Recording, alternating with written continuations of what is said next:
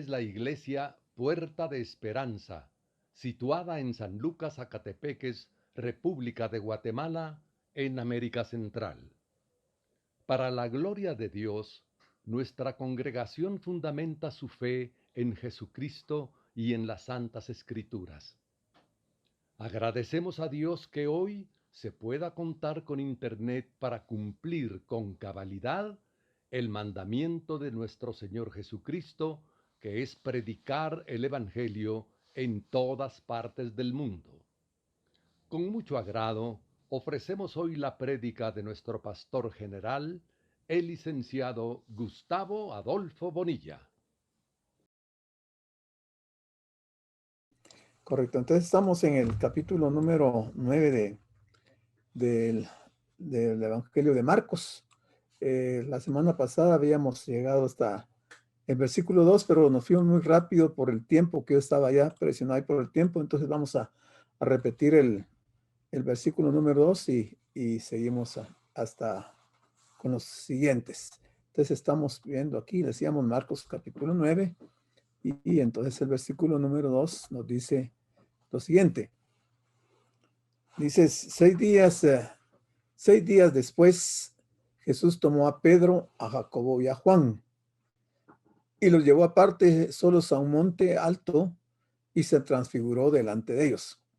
Este pasaje tiene mucha enseñanza y aspectos interesantes que van hasta la parte del reino.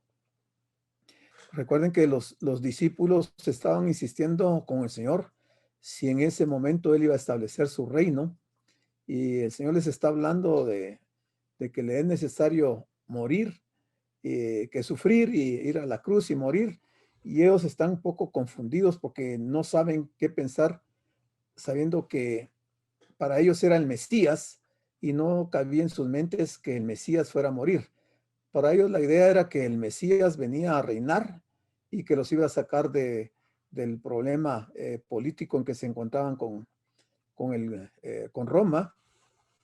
Y entonces el Señor dice que 6 días después los tomó a 3 de ellos. Y vamos a ver por qué toma a 3 y no a los demás. Y por qué los llevó aparte a un monte alto. Y ahí en ese monte se transfiguró. Esa transfiguración tiene su razón de ser y lo vamos a ver, y tiene más de una razón de ser. Entonces habíamos hablado de que algunos autores creen que él fue aquí al monte de Tabor, aquí en este donde estoy señalando, que este monte Tabor estaba en la región de Galilea. Pero habíamos visto que en el pasaje anterior que ellos habían estado aquí en Cesarea de Filipos, ¿verdad? Y el evangelista no nos dice qué pasó, si de aquí de Cesarea de Filipos él se vino para Galilea y llegó al monte Tabor. Pero hay otros autores que dicen que no fue el monte de Tabor donde él estuvo, sino que él, como estaba en Cesarea de Filipos, dicen que estuvo en el monte Hermón. Suena bastante lógico de que haya sido el monte Hermón si es que estaban en Cesarea de Filipos, ¿verdad? Porque les quedaba mucho más cerca. Pero hay otras razones históricas que nos hacen pensar, y las vamos a ver en dónde realmente estuvo. Entonces dice que 6 días después de que él les pregunta a ellos quién dice la gente que es él, y les pregunta a ellos quién dicen ellos que es el Señor. Después de estos 6 días se los llevó a este monte. Entonces, en ese monte, él se transfiguró.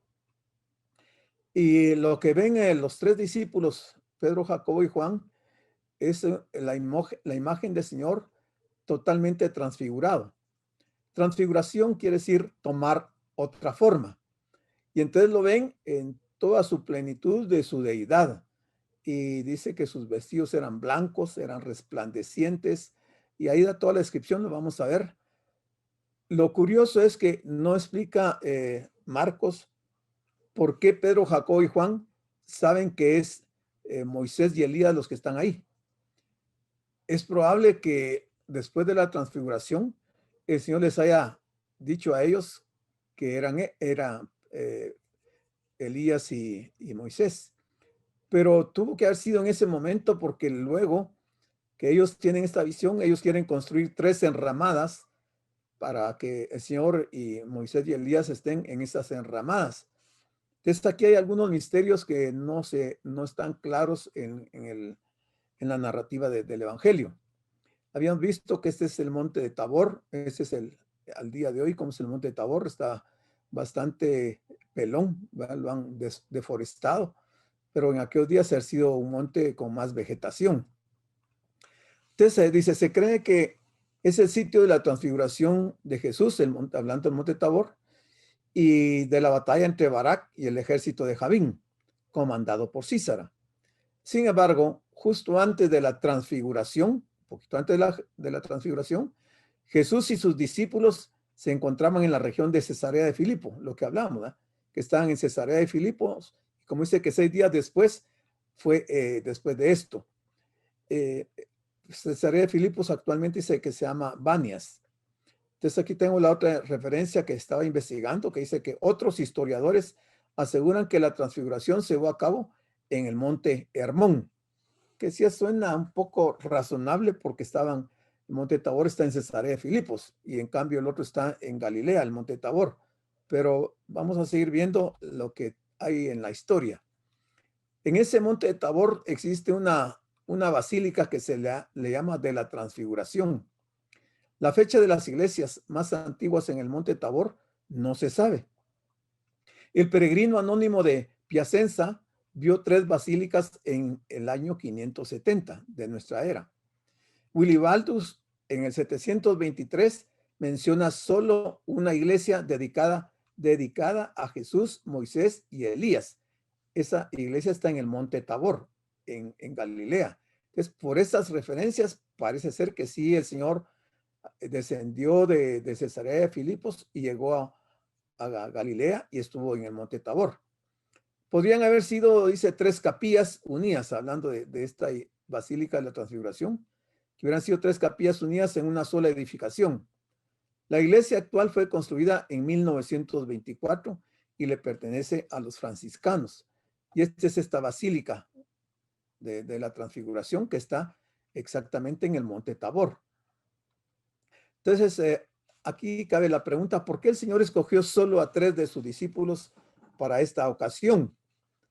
Bueno, aquí hay muchas cosas que se podrían argumentar, porque estaban los otros 9 discípulos, pero siempre él tuvo a estos 3, a Pedro, Jacobo y Juan, ahí.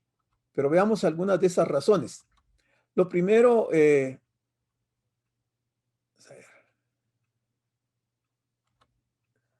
pero ya estoy apachando de nuez.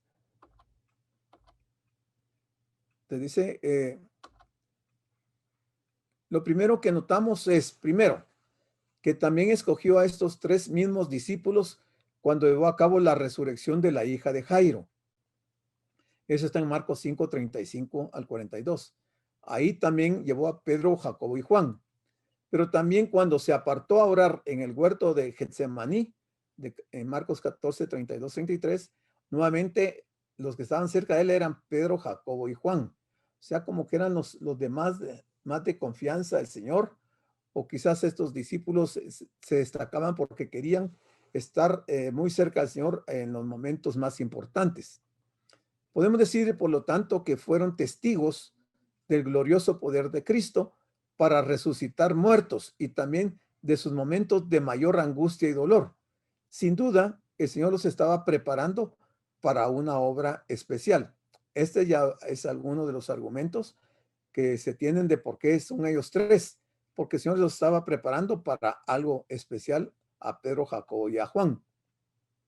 Pero quizá la razón fundamental, dice, por la que escogió a 3 discípulos tenía que ver con el carácter oficial que requería dar a esta manifestación de su gloria, y para ese fin la ley de Moisés requería 2 o 3 testigos. Si este acontecimiento se hubiera dado de la transfiguración sin que hubieran habido testigos, yo creo que no solo los discípulos, sino que el pueblo de Israel y la iglesia hoy en día podríamos dudar de si realmente se hubiera transfigurado. Pero al haber 3 testigos y que ellos dan testimonio de que estuvieron ahí en ese lugar, eso da fe de que la transfiguración fue una realidad, ¿verdad? Y ellos lo testifican claramente. ¿Cuál era el propósito de la transfiguración? Bueno, al final decíamos que uno de los propósitos, era que ellos estaban preocupados por el establecimiento del reino. Ellos estaban pensando que la venida del Mesías en su primera venida, habían entendido ellos que en las escrituras se decía que él venía y ellos asociaban que esa venida era para establecer el reino. Pero luego había dudas. ¿Qué pasaba? ¿Qué pasaba con los que habían fallecido ya creyendo o los que iban a fallecer y que habían creído y que entonces ellos no iban a estar en el reino? Entonces vamos a aclarar esto, solo les anticipo esto para cuando lleguemos a esa parte retomamos. Entonces en el pasaje anterior Jesús dijo a sus discípulos que se disponía a tomar el camino del sufrimiento y la muerte. ¿Por qué o para qué? Como el único medio para establecer el reino de Dios en un mundo pecador. O sea, Jesús, el propósito de transfigurarse, lo hacía previamente llevando a cabo el sufrimiento y la muerte previo a poder establecer el reino de Dios en un mundo pecador. Pero también les invitó a seguirle, aunque deberían tener en cuenta que ellos mismos tendrían que perder su vida si querían salvarla para ese reino. Entonces, ellos no asocian todavía cómo es el asunto del reino que él les está hablando. Ahora, en esta nueva ocasión, Jesús compensa la dureza de sus palabras, mostrándoles un adelanto de la gloria de su reino. Dureza de sus palabras porque les había hablado de que si alguno quería seguirlo, debía de tomar su cruz, debía de seguirlo, debía de negarse, y entonces todo eso les había afectado a ellos. Entonces él aquí compensa esas palabras tan fuertes y les va a dar un adelanto de la gloria de su reino. Al mismo tiempo, el recuerdo de esta manifestación de su majestad serviría para compensar de alguna manera el momento en que lo vieran en completa humillación sobre una cruz. También ese era otro propósito, que cuando lo vieran a él colgado en la cruz, que esto les sirviera como una parte positiva de ver que esto iba a ser posible, el establecimiento del reino, pero que no podía ser si él no iba a la cruz. Además, Cristo quería convencerles también de la existencia de otro mundo. Esa es otra razón de la transfiguración, porque no cabe duda que ellos tenían duda todavía de esa parte del otro mundo, como cualquiera de nosotros lo pudo haber tenido. Y él quería convencerlos a ellos de la existencia de otro mundo tan real y auténtico como el que nosotros habitamos. Y por eso aparecen ahí Moisés y Elías. Jesús apareció junto a Moisés y Elías en nuestro mundo, o sea, ahí en ese monte Tabor. Estos dos profetas vivieron en épocas totalmente diferentes, separados entre sí por muchos siglos. Pero sin embargo, en ese otro mundo, ellos están juntos. Entonces el Señor les está aquí de alguna manera poniéndoles en forma gráfica y real que hay otro mundo donde los muertos en Cristo tienen vida y ahí habitan, y que ellos ya están dentro del reino del Señor, ¿verdad? El reino que hoy es un reino espiritual y que dentro de no mucho va a ser un reino terrenal, literal. Pero había algo más que el Señor pretendía conseguir con esta manifestación de su gloria. Recordemos que en el pasaje anterior, el Señor les había dicho que el reino no había sido establecido en la tierra hasta su segunda venida. Él se los había dicho claramente. Ellos no captaban todavía esa parte de dos venidas del Señor. Una que era en esa que él se encontraba en ese momento, y que habría una segunda venida y que ahí era hasta donde se iba a establecer el reino terrenal. Entonces surgía la duda razonable de si ellos mismos podrían llegar a participar en él o ya habrían muerto para ese momento. Al mostrarles ahí a Moisés y a Elías, prácticamente les estaba diciendo que aunque ellos murieran, ellos iban a estar en ese reino de igual manera como lo estaban Moisés y Elías. Y eso también le sirve a la iglesia como una evidencia y como algo que, un apuntalamiento a nuestra fe de que aunque muramos, vamos a estar en el reino con el Señor. En ese caso, si morían, aquí hay dos preguntas. ¿Qué sentido tendría tomar su cruz tal como les proponía Jesús si tal vez nunca llegarían a disfrutar de ese reino? Porque ellos están pensando en forma terrenal, en forma material, no están viendo el reino en forma espiritual. Y están ignorando las bendiciones o el momento en que el Señor iba a resucitar a los suyos para estar dentro de ese reino. La segunda pregunta es, ¿qué sentido tendría una vida de sufrimiento y abnegación si cuando llegara el reino prometido ellos ya estarían muertos? Así que Cristo se proponía fortalecer la fe de sus apóstoles y también la de todos los creyentes de generaciones posteriores por medio de esta manifestación, porque estaba en el ambiente en ese tiempo, era mucho más fuerte la inquietud y la duda de que si morían no iban a tener el privilegio de estar en el reino del Señor. Entonces él gráficamente les muestra ahí que sí es posible. Para ello es interesante que notemos que Jesús no apareció solo, sino que estaba acompañado por Moisés y Elías. Estos dos profetas habían partido de este mundo hacía siglos, uno de ellos porque murió y el otro porque fue arrebatado al cielo. Pero sin embargo, ninguno de los dos había perdido por eso la oportunidad de participar del reino glorioso de Cristo. Hablando de Moisés y Elías, ellos en ese momento de esta transfiguración del Señor, ellos están participando, se ve que están participando del reino de Cristo, ¿verdad? Y con eso tenemos una evidencia, pero importante para saber de que aunque muramos, vamos a estar en el reino. Ahí estaban los dos acompañando al Señor en su gloria. Pedro mismo, en su segunda carta, luego después de ese momento, esto es unos años después, vuelve a recordar el momento en que estuvieron en el monte de la transfiguración y cómo esto les convenció, hasta ahí ellos se convencieron, de que Jesús crucificado volvería un día en gloria. Y veamos cómo lo expresa. Eso está en 2 de Pedro, capítulo 1, del 16 al 18. Y dice Pedro, porque no os hemos dado a conocer el poder y la venida de nuestro Señor Jesucristo siguiendo fábulas artificiosas, sino como habiendo visto con nuestros propios ojos su majestad.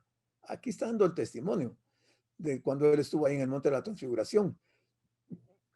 Pues cuando él recibió de Dios Padre honra y gloria, le fue enviada desde la magnífica gloria una voz que decía, este es mi Hijo amado, en el cual tengo complacencia. Y sigue diciendo Pedro, y nosotros, refiriéndose a Jacobo y a Juan, oímos esta voz enviada del cielo cuando estábamos con él en el monte santo. Hablando de este monte, si es el de Tabor o es el del monte Hermón. Entonces recordamos que 6 días antes, Pedro había reprendido a Jesús cuando les habló de sus sufrimientos y muerte en Jerusalén, porque Pedro no comprendía todavía esa parte espiritual y lo que el Señor tenía que padecer para dar cumplimiento a muchas profecías y para asegurar una salvación eterna para millones de personas. Esto llevó a la plena convicción de que lo que Jesús les había anunciado anteriormente era el plan de Dios para el establecimiento de su reino en esta tierra y que por lo tanto Cristo no solo moriría, sino que también iba a resucitar, sino que también vendría con la gloria y honra de su Padre, que Pedro alcanzó a ver en el monte de la transfiguración. Porque así como Pedro lo ve en el monte de la transfiguración, es como el Señor va a venir en su segunda venida. Él va a venir glorioso, transfigurado, ya con toda la gloria, como dice aquí, con la gloria y honra del Padre. Así se va a aparecer Él en su segunda venida. La transfiguración consistió en manifestar la verdadera naturaleza del Dios hombre, retirando el velo que normalmente ocultaba su gloria. Fíjense que aquí uno puede quedarse un poco, ¿cómo se llama?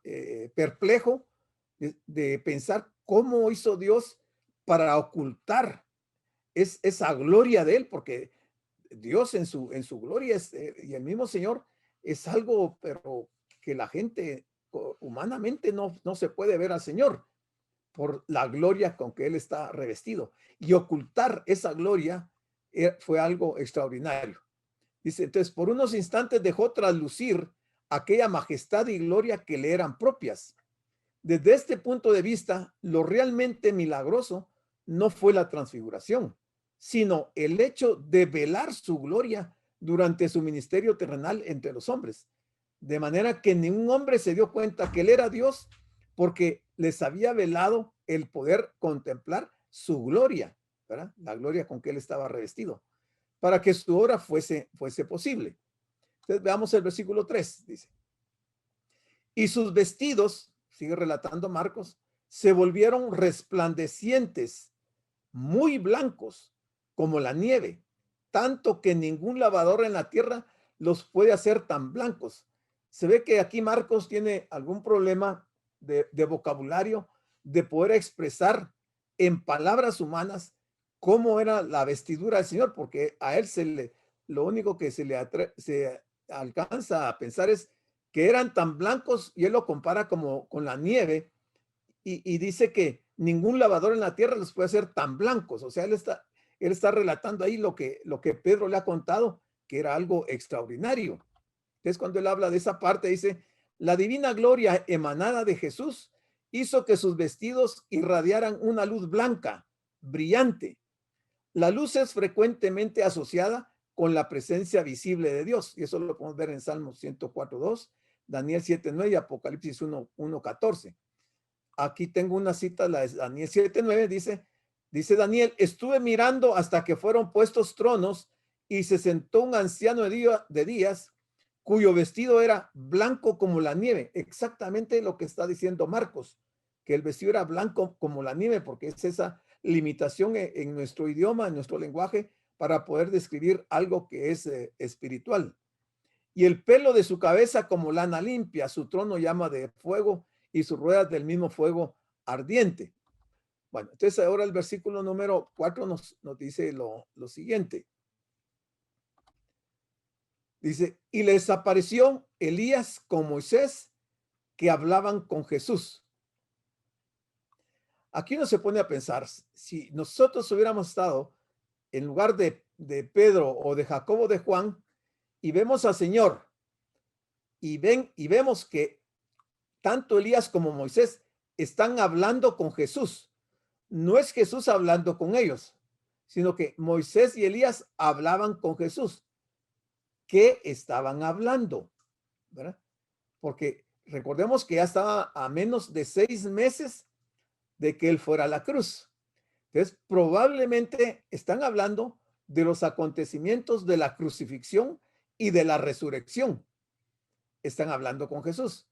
Pero aunque ahí estuvo Moisés, ahí estuvo Pedro, Jacobo y Juan, y oyeron que hablaban con Jesús, como que no alcanzaron a escuchar el tema de lo que estaban hablando, porque qué interesante hubiera sido que nos hubiera quedado escrito aquí las palabras que estos dos personajes, Elías y Moisés, estaban hablando con el Señor. Entonces, Moisés y Elías hablando con toda confianza con el mismo Hijo de Dios. Esto nos proporciona algo de la luz sobre lo que será la comunión celestial con el Señor. Quiere decir que cuando nosotros vayamos al cielo, así como Moisés y Elías pudieron hablar con el Señor, así nosotros también en la comunión que vamos a tener con Él, vamos a poder hablar con el Señor. También nos sirve para ver la gloria que Dios tiene reservada para aquellos que le han servido. Mire qué interesante ver también que Moisés y Elías están en ese lugar. Eso nos garantiza ante cualquier comentario que pudiera haber de algún teólogo, de que alguno de estos dos siervos de Dios no hubieran ido al cielo, porque aquí está el relato y está la descripción de lo que están diciendo estos apóstoles. El apóstol Pablo lo expresó de esta manera en Colosenses 3:4. Cuando Cristo, vuestra vida, se manifieste, entonces vosotros también seréis manifestados con él en gloria. Mire qué interesante esta declaración y esta revelación que hace Pablo en Colosenses 3:4, que cuando Cristo se manifieste, claro que para nosotros se va a manifestar en el arrebatamiento de la iglesia. En ese momento nosotros también vamos a ser manifestados con él en gloria, como la gloria del Señor. Y el apóstol Juan también corroboró esta misma verdad.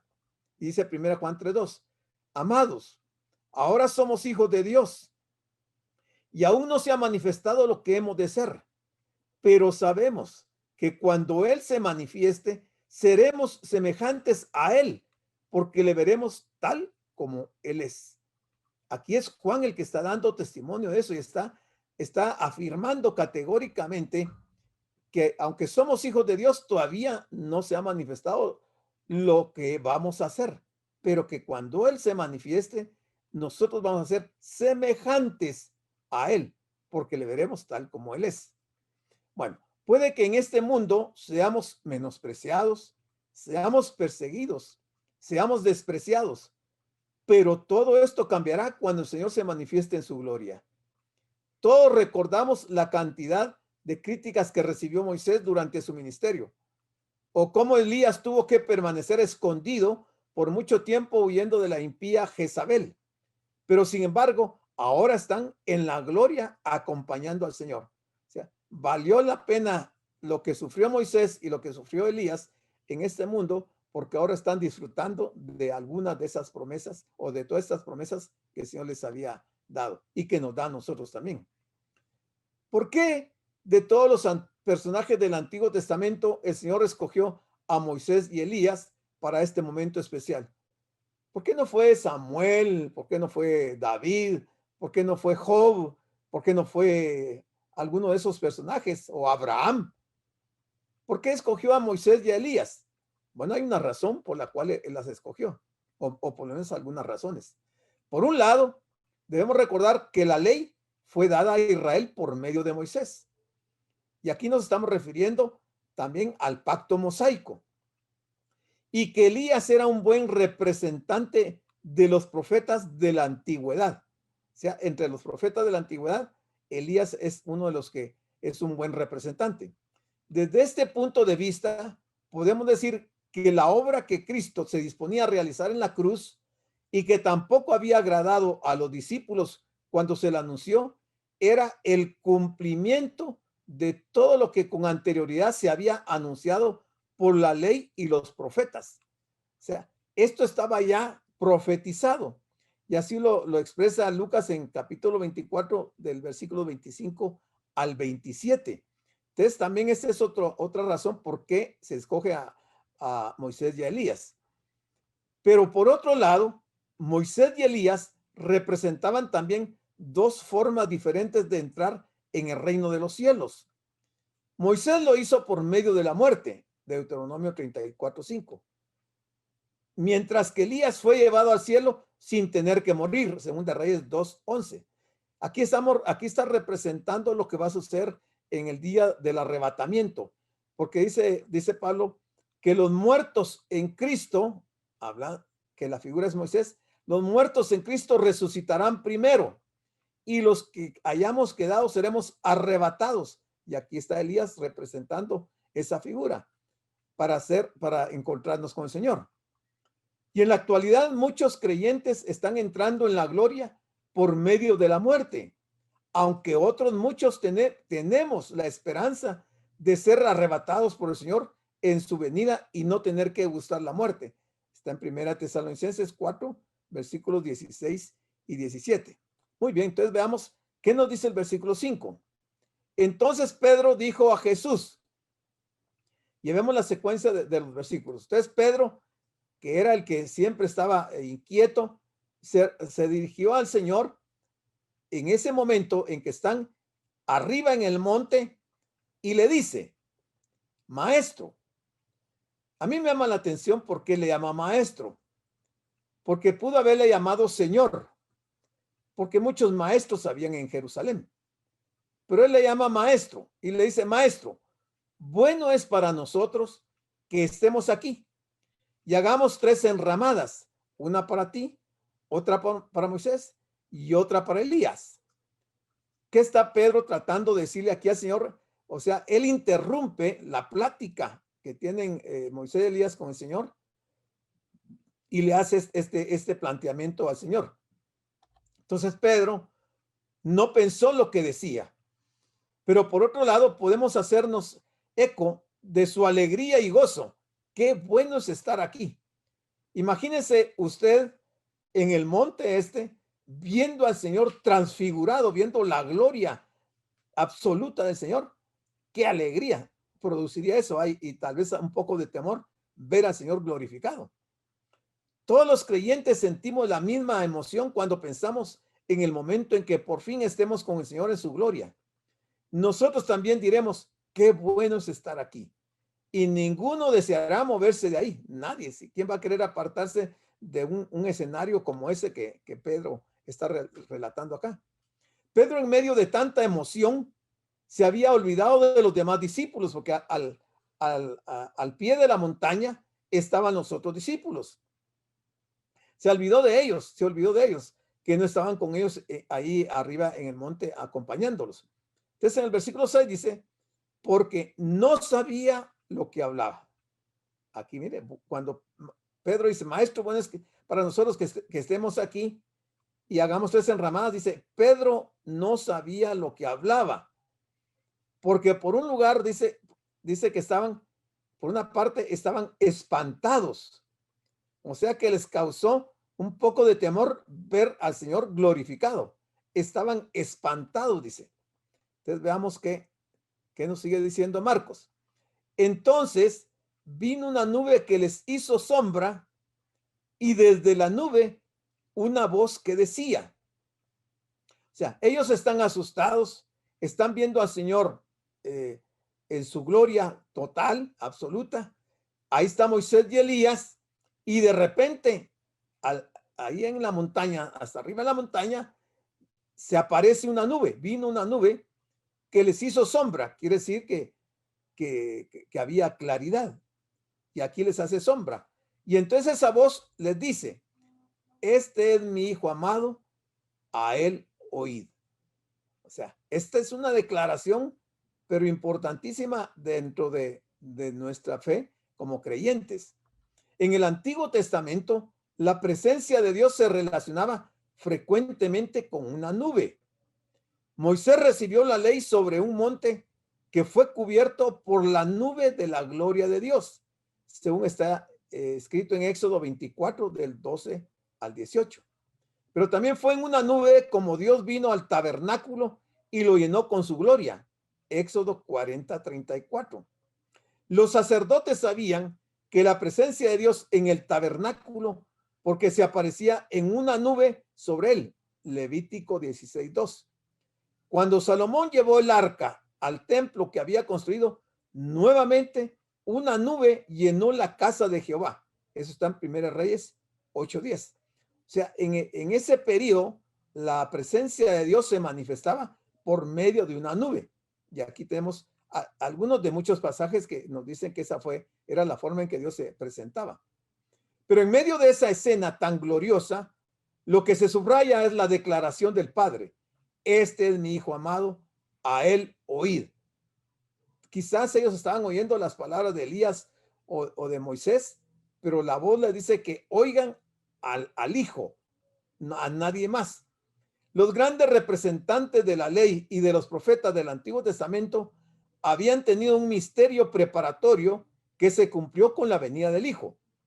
Una vez que Cristo ya estaba presente, todos los hombres debían escucharle a él. Ya no había que escuchar a los profetas si estaba el Hijo aquí en la tierra. Por eso dice que Dios, habiendo hablado muchas veces a los padres por los profetas, hoy nos habla por medio de su Hijo, por medio de Jesucristo.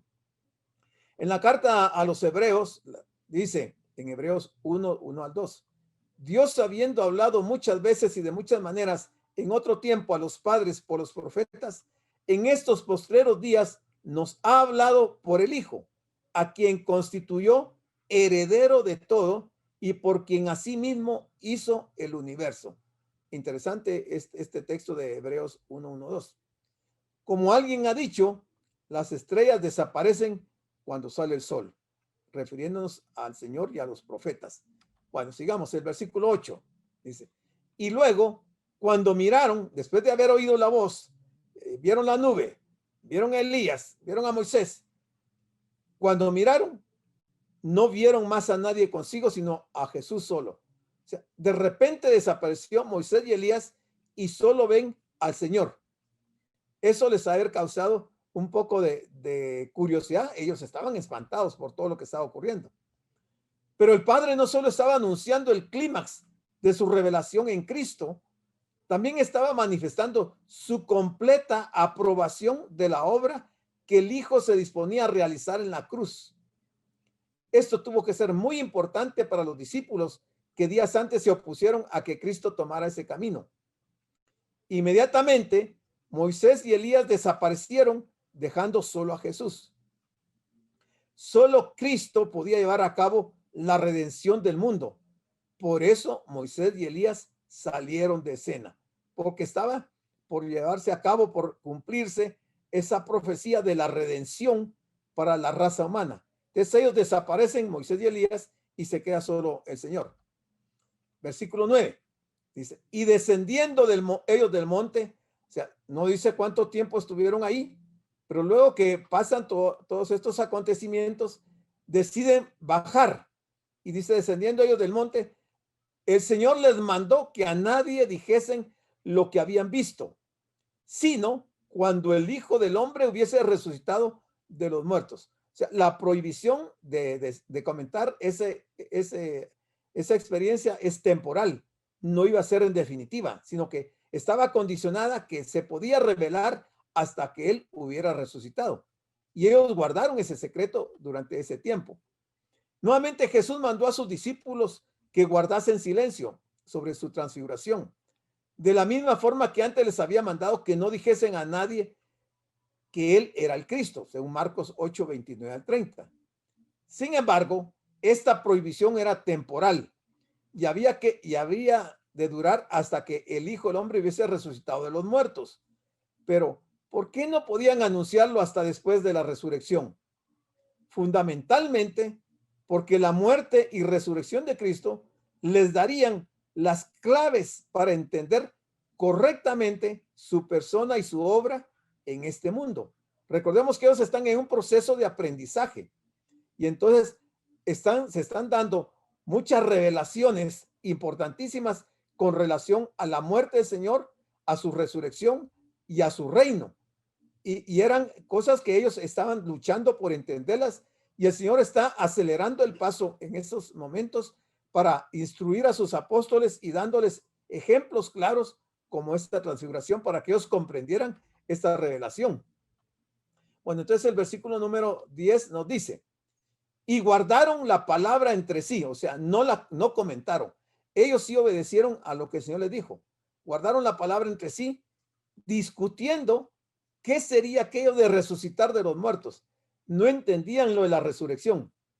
Pero aquí el Señor les está hablando, les está revelando, les está descorriendo el velo para que ellos puedan entender los acontecimientos que vienen a continuación, que pronto iban a ocurrir.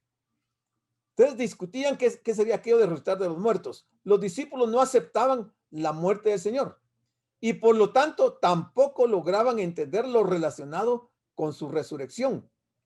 Para ellos era un concepto extraño, aunque por supuesto creían en la resurrección de los muertos, pensaban en ella en los términos generales como Marta, que está en Juan 11, 24, que Marta le habla al Señor de la resurrección en el día postrero, pero no están entendiendo de esta resurrección que Él les está hablando acá, que iba a suceder 3 días después de que Él muriera en la cruz. Y le preguntaron diciendo, o sea, como no entienden, le preguntaron al Señor diciendo, ¿por qué dicen los escribas que es necesario que Elías venga primero? Ellos están pensando en la aparición de Elías. Y entonces se les viene a la mente lo que los fariseos habían dicho. ¿Por qué dicen los escribas que es necesario que Elías venga primero? Pero había otra cosa más que no cuadraba en la mente de los discípulos. Los escribas y la propia escritura, según Malaquías 4:5, anunciaban la venida del profeta Elías antes del día de Jehová. El problema para ellos creo que era esto de no entender el día de Jehová. Y aquí les causa una tremenda confusión que el Señor se los va a aclarar, pero que en la aclaración también les revela aspectos que por un momento ellos no los logran entender. Ellos acababan de verle en el monte de la transfiguración a Elías, pero en lugar de quedarse para preparar la venida del Mesías, había desaparecido junto con Moisés. O sea, ellos pensaban que en ese momento Elías y Moisés iban a estar sobre la tierra preparando la venida del Mesías. Pero en ese momento la venida del Mesías estaba a 2000 años para que esto ocurriera. Y entonces ellos no estaban comprendiendo todos los acontecimientos que tenían que darse en ese periodo de esos 2000 años. Si Elías había de restaurar todas las cosas antes de la venida del Mesías, ¿por qué entonces tendría que sufrir y morir? Miren la cantidad de inquietudes que tienen ellos y dudas. La respuesta de Jesús resulta un tanto ambigua. Por un lado dice que Elías a la verdad vendrá primero y restaurará todas las cosas, colocando su labor en un tiempo futuro, porque dice vendrá primero, o sea, futuro. Pero luego le dice que Elías ya vino, le está diciendo que va a venir, pero ahora dice que ya es tiempo pasado, que Elías ya vino, como si se tratara de un hecho ya acontecido. Entonces aquí entran ellos en una seria duda y no están entendiendo lo que el Señor les está aclarando. Al final el Señor se los va a aclarar de otra forma. Para entender correctamente la respuesta de Jesús, hemos de recordar que muchas de las profecías del Antiguo Testamento tienen un doble cumplimiento. Recuérdense que hemos visto que las profecías tienen un cumplimiento primario, pero tienen un cumplimiento secundario también. Según esto, la profecía de Malaquías encontró un cumplimiento anticipado y parcial en la persona y obra de Juan el Bautista. O sea, lo que estaba hablando Malaquías era que Juan el Bautista iba a venir en el espíritu de Elías, y que fue lo que el Señor le dijo: Elías ya vino, quien vino con el espíritu y el poder de Elías para preparar el camino del Mesías, la primera venida. Lucas 1:17. Jesús mismo confirmó este punto en Mateo 11:14 y les dice: y si queréis recibirlo, él es aquel Elías que había de venir. Él aquí es Juan el Bautista. Entonces les está diciendo que esa primera parte de esa profecía, la de Malaquías, se había cumplido en la persona de Elías. Pero luego va a aclararles más de este tema. Versículo 12. Respondiendo él les dijo: Elías a la verdad vendrá primero y restaurará todas las cosas. Y ellos siguen sin entender, porque habla de que va a restaurar todas las cosas. Entonces, ¿cómo es que si va a restaurar las cosas, a él lo van a matar? Que él va a ir a la cruz. Si Elías iba a restaurar todas las cosas. En la mente de ellos están pasando imágenes que no van de acuerdo a la profecía.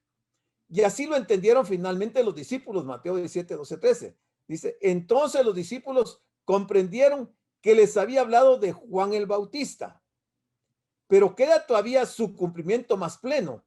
Y en ese sentido es probable que debamos identificar a Elías como uno de los testigos cuya obra bajo el reinado del anticristo en el periodo de la gran tribulación se describe en Apocalipsis 11 del 3 al 13. Apocalipsis 11, este pasaje nos habla de los dos testigos, los dos candeleros. Y ahí se habla que estos dos testigos tendrán el poder de hacer descender del fuego y convertir las aguas en sangre. Básicamente está hablando de obras o de milagros que se dieron por medio de Moisés y de Elías. Entonces, esta parte de la segunda parte del cumplimiento secundario de esta profecía se va a dar en el periodo de la gran tribulación. Entonces, ahí Elías vendrá de nuevo. Pero aunque Jesús estaba de acuerdo con el hecho de que Elías había de venir primero, sin embargo, no lo estaba en la interpretación que los escribas y los propios discípulos tenían, porque ellos no estaban asociando perfectamente o o correctamente el significado de esto. Y les dice, y como está escrito del Hijo del Hombre, que padezca mucho y sea tenido en nada. Ahí era la parte de la confusión de ellos, porque si Elías iba a restaurar las cosas, ¿cómo era que el Mesías, Cristo mismo que estaba ahí con ellos, tenía que padecer y tenía que morir? A ellos les confundió eso.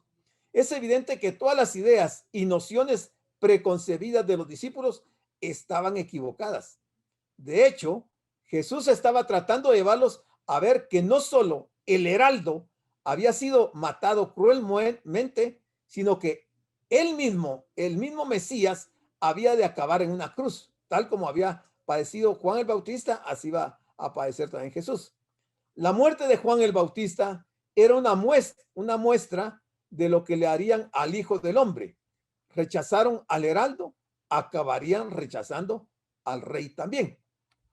Ok, entonces veamos el versículo número 13, que dice, pero os digo que Elías ya vino y le hicieron todo lo que quisieron, como está escrito de él. Pero aunque Jesús estaba de acuerdo con el hecho de que Elías había de venir primero, futuro, venir primero, sin embargo, no lo estaba en la interpretación que los escribas y sus propios discípulos hacían de su labor, de la forma que ellos creían. Para ellos, Elías surgiría en la historia trayendo una victoria arrolladora del cielo que daría el poder a Israel. Eso es lo que ellos pensaban. Pero la realidad era otra muy diferente. Elías ya vino y le hicieron todo lo que quisieron, como está escrito de él. O sea, lo habían matado. Esto chocaba con esta parte que ellos creían que esa era la forma que iba a suceder. Con esto Jesús se estaba refiriendo al encarcelamiento y muerte de Juan el Bautista a manos de Herodes. Es evidente que todas las ideas preconcebidas de los discípulos estaban equivocadas. De hecho, Jesús estaba tratando de llevarlos a ver que no solo el heraldo había sido matado cruelmente, sino que el mismo Mesías había de acabar en una cruz. La muerte de Juan el Bautista era una muestra de lo que le harían al Hijo del Hombre. Esto lo acabamos de ver. Bueno, versículo 14. Cuando llegó a donde estaban los discípulos, luego de bajar del monte, vio una gran multitud alrededor de ellos y escribas que disputaban con los apóstoles, con los discípulos. O sea, eso lo observan ellos bajando del monte, se dan cuenta que hay una gran multitud alrededor de los discípulos. Y también hay escribas que están discutiendo con los discípulos que se habían quedado al pie de la montaña. Este pasaje establece un fuerte contraste con el anterior. Sin duda, los discípulos percibieron esto inmediatamente al bajar del monte. Veamos algunos detalles. Primero, de la visión de la gloria de Dios que vieron en el monte, bajaron a encontrarse con un joven poseído por Satanás. Segundo, de la compañía de Moisés y Elías, pasaron a estar en medio de los escribas incrédulos. Tercero, del esplendor y belleza de la transfiguración, volvieron a la escena de dolor, debilidad y miseria en el valle. Y cuarto, del gozo y la sensación de triunfo que sintieron los 3 discípulos en el monte, fueron al encuentro de los otros 9 que se encontraban inmersos en una situación bochornosa de fracaso. Aquí vamos a ir explicando esta parte que me interesa mucho aclararles y probablemente esto les va a causar a ustedes alguna duda. Pero si los discípulos sintieron este fuerte contraste al bajar del monte, esto no era nada comparado con el descenso que el Señor Jesucristo había hecho al dejar el trono de Dios en el cielo para venir a este mundo perdido por causa del pecado. Filipenses 2, del 6 al 7. Por supuesto, su propósito era revelarnos la gloria del Padre. Juan 1:18 y Juan 14:9. Tal como había hecho con toda claridad en el monte de la transfiguración. El Padre envió a su Hijo amado, Marcos 9:7, para que socorriera a la descendencia de Adán. Esto queda ilustrado en este pasaje cuando Cristo liberó a un muchacho que estaba poseído por Satanás. Versículo 15. Dice, y enseguida, luego que baja el Señor y están en medio de esta escena, toda la gente, viendo a Jesús, se asombró y corrieron a él y le saludaron. No cabe duda que la presencia del Señor atraía multitudes. Y obviamente que esta gente, esa gran multitud que estaba ahí, tenían algunas necesidades. Y alguna necesidad, como ese muchacho que estaba endemoniado y que los discípulos no lo habían podido liberar, los tenía ellos en una situación de discusión con los fariseos. Entonces les saludaron. Algunos opinan que se debió a que algo del resplandor de la transfiguración todavía era visible en el rostro de Jesús y que esto fue lo que produjo el asombro de la multitud. Recordemos que algo similar le había ocurrido a Moisés al descender del monte después que Dios le dio las tablas de la ley, según Éxodo 34:29. Entonces, él les preguntó, mire lo que les va a preguntar aquí el Señor. ¿Qué disputáis con ellos?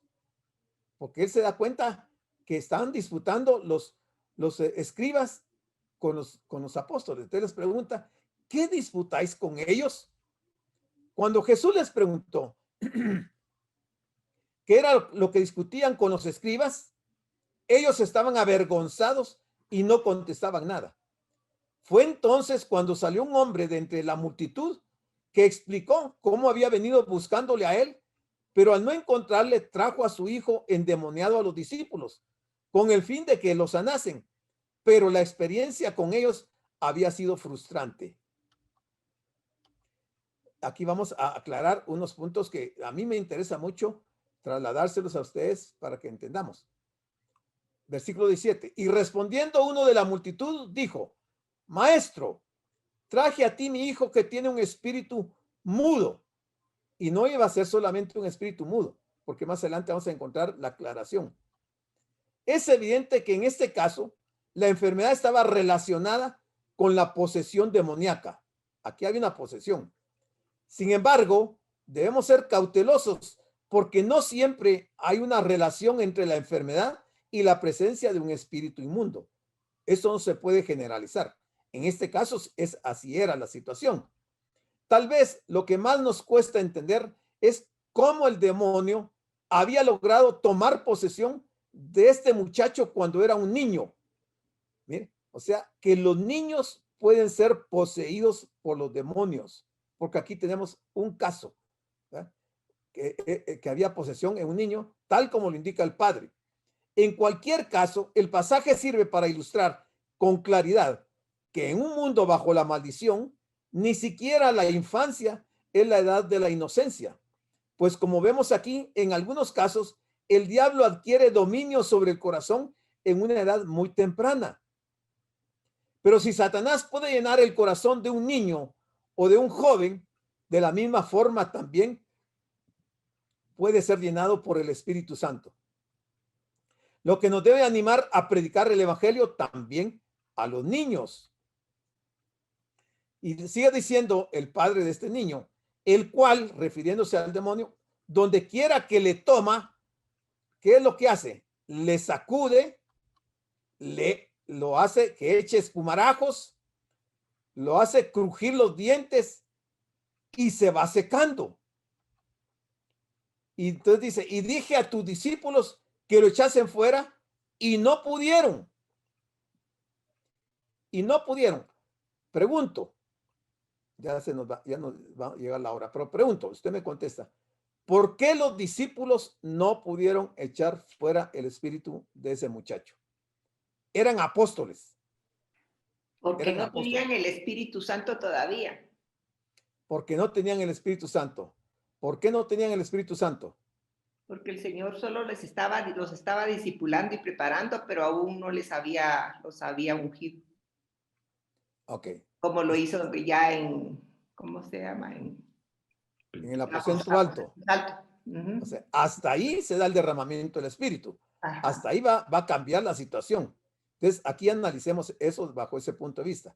¿Por qué no pudieron los discípulos? Juan 20:22.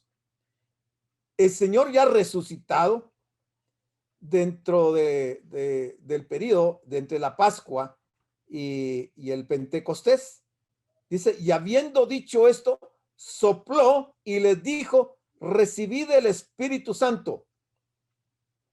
Aquí no es todavía el aposento alto. ¿A qué se refiere ese recibir del Espíritu Santo luego que el Señor sopla a los discípulos que están reunidos después de su muerte y que Él ya ha resucitado? Juan 20:23 dice, a quienes remitiereis los pecados, les son remitidos, y a quienes se los retuvieres, les son retenidos. O sea, es claro lo que el Señor está delegando en los apóstoles en ese momento cuando Él sopla el Espíritu y les dice que reciban el Espíritu.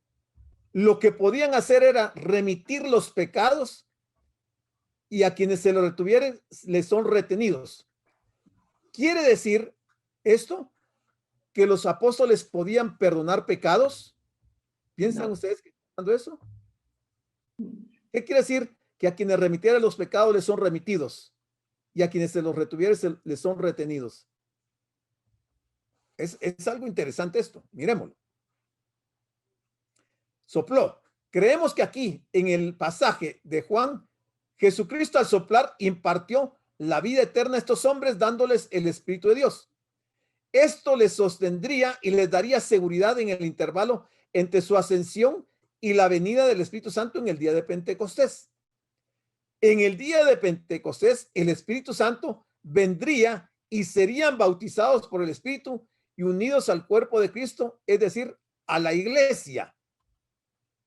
Este es un versículo importante, pero ha sido muy mal entendido. Juan Calvino ha escrito lo siguiente: cuando Cristo ordenó a los apóstoles que perdonasen los pecados, no les transfirió lo que es atributo exclusivo de él mismo, del Señor.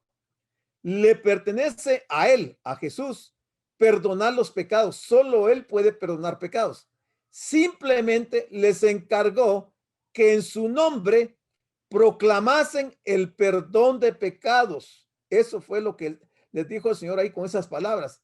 Solo les encargó que en su nombre proclamasen el perdón de pecados y no que pudieran perdonar pecados, porque el único que perdona pecados se llama Jesucristo. Y de esto se agarran los católicos para decir que los sacerdotes pueden perdonar pecados. Están totalmente equivocados. O sea, esa función de perdonar pecados es única y exclusiva del Señor. En ninguna parte del libro de los Hechos ni en las epístolas encontramos algún caso de un apóstol perdonando los pecados de alguien.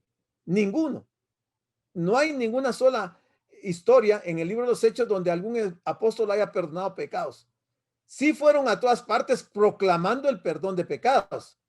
El perdón de los pecados tiene lugar única y exclusivamente por la sangre de Jesucristo. Eso, ojalá que quede claro, hermanos, y que no se vayan ustedes a equivocar cuando alguien les pregunte o les afirme que hay personas que pueden perdonar pecados.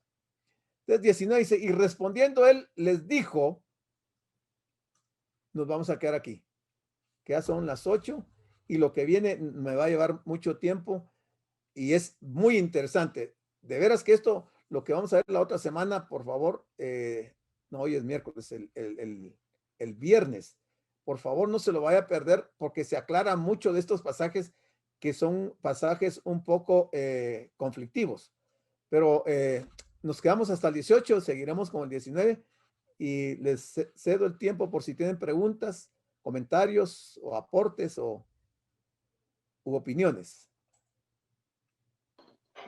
Amén, pastor.